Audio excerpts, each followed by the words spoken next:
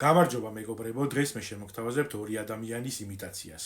პირველი ადამიანი არის ადამიანი, რომელმაც აირჩია ეროვნული ინტერესები და პირადი გადადო გვერდზე, ხოლო მეორე ადამიანი არის ადამიანი, რომელსაც კომპლექსი აქვს ამ გადაწყვეტილებას ნეტავ რატომ იღებს.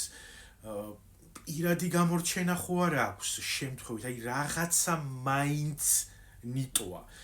გადაწყვეტილებების როლში ეროვნული გადაწყვეტილების როლში დღეს გვეყოლება კვატი, ხოლო პირადი ინტერესების როლში დღეს გვეყოლება პომიდორი. გამიტაცია ნომერი პირველი, ანუ ადამიანი, რომელმაც აირჩია ეროვნული ინტერესები.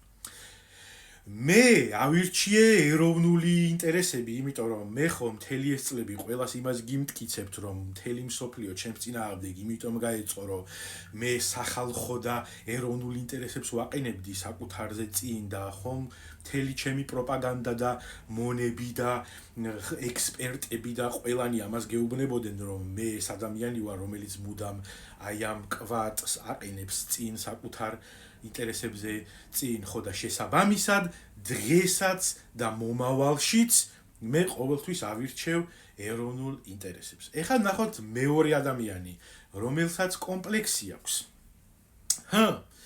ნეტავ რატო ვირჩევ ამ პომიდორს? იმიტომ რომ ეროვნული ინტერესები გვერდზე გადავდე და რაღაცა პირადი გამორჩენა მაქვს თუ რატო ნეტა?